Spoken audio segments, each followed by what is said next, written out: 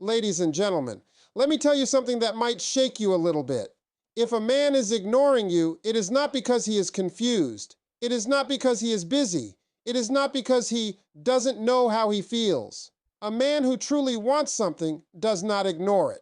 A man who sees value does not overlook it. So if he is ignoring you, the real question isn't, why doesn't he see me? The real question is, why are you allowing him to? The first thing you must understand is this. Your self-worth is not negotiable. It is not a discount item. It is not something that goes on sale because someone failed to recognize it. The moment you start negotiating your value just to keep someone interested, you are already teaching them that you don't fully believe in your own importance. And if you don't believe it, why should they? Too many people make the mistake of tying their worth to someone else's attention. If he texts back quickly, you feel valuable. If he compliments you, you feel chosen. If he ignores you, suddenly you question everything about yourself. Your beauty, your intelligence, your personality. But listen carefully. Someone else's behavior is not a measurement tool for your worth. It is a reflection of their priorities, not your value. When a man ignores you, the natural instinct is to do more. More texting, more explaining, more proving, more availability. You think, hey, maybe if I show him how amazing I am, he'll finally see it. But value does not increase when you overexpose it. Diamonds don't chase customers. They sit in the glass case, confident, rare, and unmoved. The price is the price. Self-worth begins with internal standards. It's about how you see yourself when nobody is clapping, when nobody is complimenting, when nobody is choosing you. Can you still stand firm in who you are? Can you still say, I am enough, even if someone fails to recognize it? Because if your confidence depends on constant reassurance, then you will always be vulnerable to emotional instability. The truth is, when you tolerate being ignored without consequence, you are quietly lowering your own standards. You are telling him, this behavior is acceptable. Not with your words, but with your actions. Every time you respond immediately after being dismissed, every time you act normal after being disrespected, every time you pretend it doesn't bother you when it clearly does, you are negotiating your value. And let me tell you something powerful. People treat you based on the standards you enforce, not the standards you announce. You can say you deserve respect all day long, but if you continue to entertain disrespect, your words mean nothing. Self-worth is enforced through action.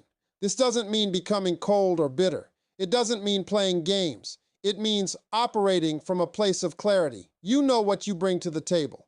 You know your loyalty, your energy, your care, your presence, and you understand that these things are privileges, not obligations. Not everyone qualifies for unlimited access to you. When you truly understand your worth, your behavior changes. You stop chasing explanations. You stop begging for clarity. You stop over-communicating your feelings to someone who isn't listening. Instead, you observe. You adjust. You pull your energy back, not out of anger, but out of self-respect. Self-worth also means being comfortable walking away. And that's where most people struggle, because walking away feels like losing.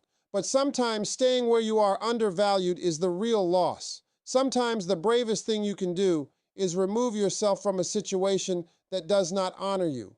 You must reach a point where your peace is more important than proving a point, where your dignity matters more than temporary attention, where your standard is stronger than your fear of being alone. Because once you internalize your value, you stop asking, why is he ignoring me? And you start asking, why would I stay where I am not appreciated? That shift right there, that is power. That is the foundation. Because when you know your worth without needing validation, ignoring you becomes expensive. And not because you demanded it, but because your absence will finally reveal what your presence truly cost. Silence is one of the most misunderstood forms of power. Most people think power is loud. They think it's confrontation, long emotional messages, dramatic speeches, or constant reminders of what someone did wrong. But real power is controlled. Real power is calm. Real power is knowing when to stop talking. When someone ignores you, the immediate reaction is to fill the space. You want to ask questions, you want explanations, you want closure, you want reassurance. So you text again, you call again, you send that "did I do something wrong" message, and in that moment you think you're protecting the relationship, but what you're actually doing is removing the natural consequences of their behavior. Silence changes the dynamic When you stop chasing, the energy shifts. When you stop over-explaining, the responsibility shifts. When you stop being available on demand, the value shifts. And that shift is uncomfortable, not just for them, but for you too. Because silence requires emotional discipline. Most people talk because they are afraid of losing the connection, afraid of being misunderstood, afraid of being replaced. But silence says something different. Silence says, I am not afraid of losing what does not value me. That kind of energy cannot be ignored for long. Here's what you need to understand. When you react emotionally to being ignored, you reward the behavior. Even negative attention is still attention. If he knows that disappearing for a few hours results in you sending 3 emotional paragraphs, he learns something very important. He learns that your attention is easy to trigger, and anything that is easy to trigger becomes easy to control. But when you respond with silence, you introduce uncertainty. And uncertainty creates awareness. He starts wondering, why hasn't she texted? Why isn't she reacting? Why does she seem different? That curiosity is powerful. Not because you're playing games, but because you're no longer overcompensating for his lack of effort. Silence is not about punishing someone. It's about protecting your energy. It's about refusing to beg for what should be given freely. Communication should not feel like a chase. Attention should not feel like a reward you earn by lowering yourself. When you master silence, you master emotional control. You stop reacting immediately. You observe patterns. You analyze actions instead of words. You realize that consistency speaks louder than promises. And instead of confronting every small inconsistency, you step back and allow people to reveal who they are. Silence also builds mystery. When you're always explaining yourself, always available, always responding instantly, there is no space for someone to feel your absence. There is no room for them to miss you. Presence becomes predictable, and predictable presence is often taken for granted. But when you are not so easily accessible, your time becomes valuable. Your responses become meaningful. Your presence becomes intentional. Now let's be clear. Silence is not ignoring someone to manipulate them. It's not about withholding communication to create drama. It's about refusing to overextend yourself for someone who is underinvesting. It's about balance. There is strength in restraint. There is confidence in composure. When you don't react impulsively, you show emotional maturity. You show that you are not controlled by temporary feelings. You show that you can handle discomfort without collapsing into insecurity. And here's the truth. The person who cares will notice the silence and step forward. The person who doesn't care will continue to drift. Either way, you gain clarity. Silence reveals intentions. It separates genuine interest from convenience. It exposes who values you consistently and who only values you when it benefits them. So instead of asking for attention, create space. Instead of demanding respect, demonstrate boundaries. Instead of filling every quiet moment with noise, let the quiet speak. Because sometimes the loudest message you can send is nothing at all. Attention is earned, not given freely, to someone who has not shown consistency. That's where most people get it wrong. You think love means unlimited access. You think caring means constant availability. You think being interested means giving someone your time whenever they decide to show up. But attention is one of the most valuable assets you have, and anything valuable must be invested wisely. When someone realizes they can reach you anytime with minimal effort, they unconsciously lower the effort. Not because they are evil, not because they don't like you, but because human nature adjusts to convenience. If you answer every late-night message, tolerate every delayed reply, and accept every last-minute plan, you are teaching them that your time has no structure and your attention has no requirements. The truth is simple. People respect what requires effort. If he has to think before texting you, if he has to plan in advance to see you, if he has to show consistency to maintain access to your energy, that effort builds value, effort builds investment, and investment builds attachment. But when attention is given without standards, it loses weight. You cannot complain about being taken for granted if you never set the conditions that prevent it. If you reward inconsistency with loyalty, if you reward mixed signals with patience, if you reward emotional distance with more affection, you create imbalance. And imbalance always leads to one person feeling undervalued. Attention is powerful because it signals importance. When you focus on someone, you elevate them in your life. You prioritize them. You make room for them. So ask yourself, Has he earned that position? Has he demonstrated reliability? Has he shown intentionality? Or are you giving premium access to someone operating at minimum effort? There is a difference between being kind and being accessible without limits. Being kind is strength. Being accessible without boundaries is vulnerability. If you give someone your best without requiring their best in return, you create a one-sided dynamic, and one-sided dynamics eventually collapse. When a man sees that your attention is not automatic, he pays closer attention. When he realizes he must show up consistently to keep your interest, he becomes more intentional. Because attention from a woman who values herself feels different. It feels rare. It feels meaningful. It feels earned. But here's the key. You must believe your attention is valuable. If deep down you feel replaceable, you will give too much too soon. If deep down you fear losing him, you will overcompensate. And overcompensation destroys attraction. Confidence attracts effort. Desperation attracts control. When you stop giving attention freely, you also regain emotional balance. You stop obsessing over response times. You stop analyzing every message. You stop waiting by the phone because your life is full. Your focus is divided between your goals, your growth, your passions. He becomes a part of your world, not the center of it. And that shift changes everything. When your world does not revolve around his validation, he feels it. When your attention is selective, he feels the privilege. When you are warm but not desperate, present but not clingy, interested but not dependent, that balance commands respect. Earning attention also means maintaining standards. If he cancels repeatedly without explanation, access decreases. If he communicates inconsistently, your responsiveness adjusts. If he invests more, you reciprocate. This is not manipulation. This is alignment. Healthy relationships are built on mutual investment. Not one person chasing while the other evaluates options. Not one person proving while the other observes. Effort must flow in both directions. So understand this clearly. Your attention is not a default setting. It is a reward for consistency. It is a response to effort. It is a reflection of standards. When you treat your time and energy as valuable, others begin to treat it the same way. And when someone realizes your attention must be earned, they either rise to the occasion or they fall away. Either outcome protects your value. Distance creates value. That is a principle that applies to almost everything in life.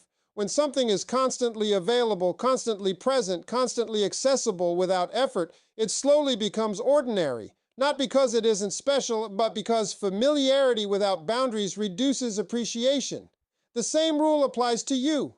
If you are always there, always responding instantly, always adjusting your schedule, always making excuses for his behavior, then your presence becomes predictable. And predictable presence, when not respected, turns into something taken for granted. It's not that he doesn't like you. It's that he hasn't had the chance to feel life without you. Distance is not about playing games. It's about restoring balance.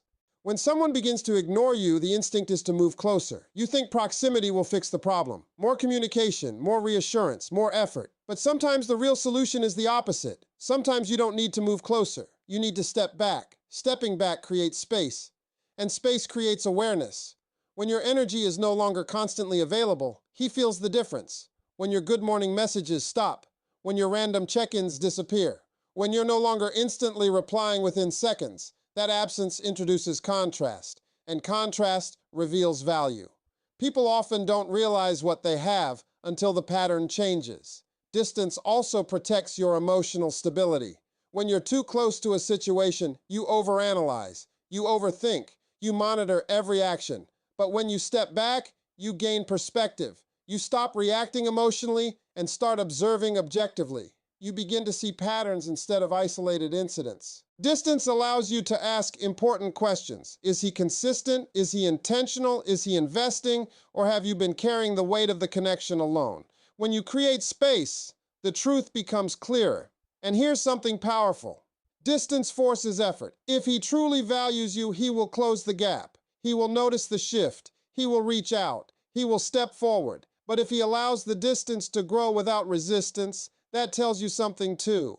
Distance reveals priorities. When you stop overextending yourself, you give him the opportunity to show initiative. And initiative is crucial. A man who wants you does not disappear comfortably. A man who values you does not accept emotional distance without trying to fix it. But this only works if your distance is genuine. You cannot step back while secretly hoping he panics immediately. You cannot create space while constantly checking his social media. Distance must come from self-control, not silent desperation. Real distance is calm. It's quiet. It's focused. You redirect your energy into your own life, your goals, your growth, your happiness. You stop centering your mood around his behavior. You stop measuring your value by his responses. And something interesting happens when you do that. You become more attractive. Confidence increases when you are not clinging. Mystery increases when you are not oversharing. Respect increases when you are not overavailable. Distance reminds him that access to you is a privilege, not a guarantee. But here's the deeper truth. Distance is not just for him. It's for you.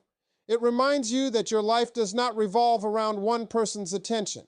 It reminds you that your identity is bigger than one relationship. It reminds you that you existed before him, and you will continue to exist powerfully, regardless of what he chooses. When you create distance, you are not pushing someone away. You are repositioning yourself. You are stepping into strength instead of fear. You are choosing dignity over desperation. And in that space, two things can happen. He either steps forward with intention, or he fades into the background where he was already standing.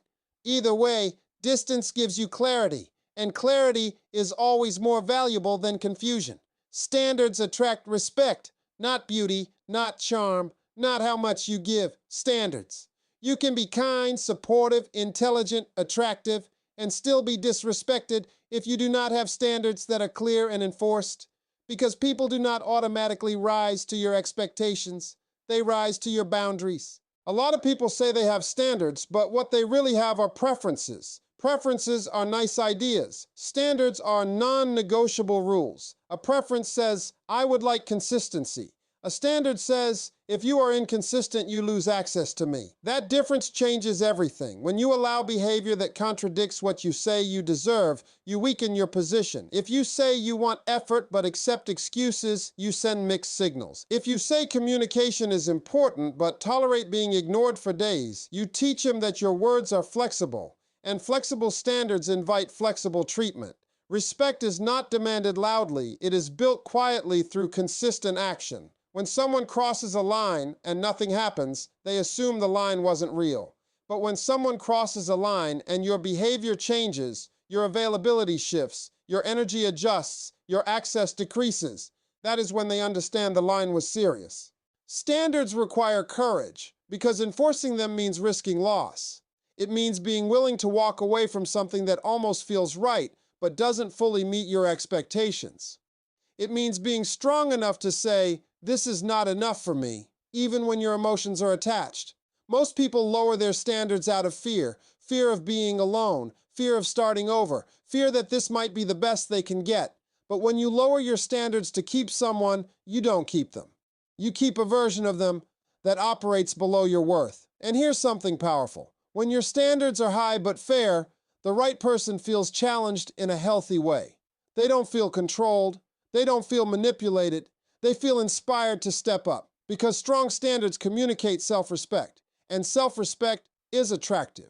A man who truly values you will not be intimidated by your standards. He will be aligned with them. He will understand that consistency, honesty, and effort are not special bonuses. They are basic requirements. The wrong person will call you too much. The right person will call you exactly what I need. Standards also protect your emotional health. When you accept less than you deserve, resentment builds quietly. You start feeling unappreciated. You start feeling overlooked. You start questioning yourself. But when you maintain your standards, you eliminate confusion. You know exactly what you tolerate and what you don't. There's a difference between being patient and being permissive. Patience allows growth. Permissiveness allows patterns. If someone is trying, improving, showing effort, patience makes sense. But if someone repeats the same behavior without change and you continue to accept it, you are participating in your own disappointment. Standards are not about controlling someone else's behavior. They are about controlling your response to it. You cannot force someone to act right, but you can decide what behavior earns your time, your presence, your affection. And here's the key. Your standards must apply even when you like him, even when you miss him, even when he gives you just enough attention to keep you emotionally attached, because partial effort can be more dangerous than no effort at all. It creates hope without stability. When your standards are clear, ignoring you has consequences. Disrespect has consequences. Inconsistency has consequences. Not through drama, not through threats, through quiet withdrawal of access. And once someone realizes that your presence requires respect, they either adjust their behavior or they remove themselves. Both outcomes protect your dignity. Because at the end of the day, standards do not push the right people away. They filter the wrong ones out. Walking away with grace is the ultimate expression of strength. Not loud exits, not dramatic announcements, not emotional explosions. Grace, controlled, composed, unshaken. Because when you truly understand your worth, you don't need to destroy something to leave it. You simply step away. Most people think power is in convincing someone to stay, in proving your value one more time, in having the final word. But real power is in knowing when your presence is no longer appreciated and choosing yourself anyway. That decision requires emotional maturity. It requires discipline. It requires confidence that does not depend on someone else's approval. When someone ignores you repeatedly, disrespects you subtly, or treats you like an option, the natural instinct is to fight for clarity. You want answers. You want understanding. You want validation. But sometimes the clearest answer is the behavior itself. And once you see it clearly, arguing becomes unnecessary. Walking away with grace means you don't beg for what should be freely given. You don't threaten to leave hoping they'll panic. You don't post indirect messages trying to get their attention. You simply adjust your actions. You redirect your energy. You remove yourself from situations that do not honor you. And here's what makes grace powerful. It leaves an impression. When you leave without chaos, without bitterness, without exposing your pain publicly, it forces reflection. People expect drama. They expect emotional breakdowns. They expect you to fight. When you don't, it unsettles them in a different way. It shows strength. Grace also protects your peace. Emotional outbursts may feel good for a moment, but they rarely lead to dignity. When you react impulsively, you often say things you regret. You reveal vulnerabilities to someone who may not handle them carefully. But when you leave calmly, you maintain control of your narrative. Walking away does not mean you didn't care. It means you cared about yourself too. Too many people stay in situations long after they feel undervalued because they are afraid of being alone. But staying where you are not respected slowly erodes your confidence. It chips away at your self-esteem. It makes you question your worth. And over time, that damage becomes deeper than the temporary pain of leaving. Graceful departure says, I will not compete for attention. I will not beg for consistency. I will not shrink to fit into someone's limited capacity. It communicates boundaries without explanation. It communicates strength without noise. And let's be honest, sometimes walking away is the wake-up call. Not because you planned it that way, not because you wanted to teach a lesson, but because absence reveals impact. When your steady presence is gone, when your loyalty is no longer automatic, when your support disappears, that silence speaks. But you cannot walk away hoping they chase you immediately. That's not grace, that's strategy. Grace means you are prepared for either outcome. If they return with genuine effort, you evaluate. If they don't, you continue forward. Because your life does not pause when someone fails to recognize your value. Walking away also creates space for alignment. It clears room for someone who meets your standards naturally, someone who doesn't require lessons about your worth, someone who recognizes it without being taught. And perhaps the most powerful part of leaving with grace is this: you remain whole. You don't lose yourself trying to hold on to someone else. You don't sacrifice your identity for temporary validation. You walk away knowing that choosing yourself was never a loss. Sometimes the strongest statement you can make is not fighting to stay. It's showing that you are strong enough to go.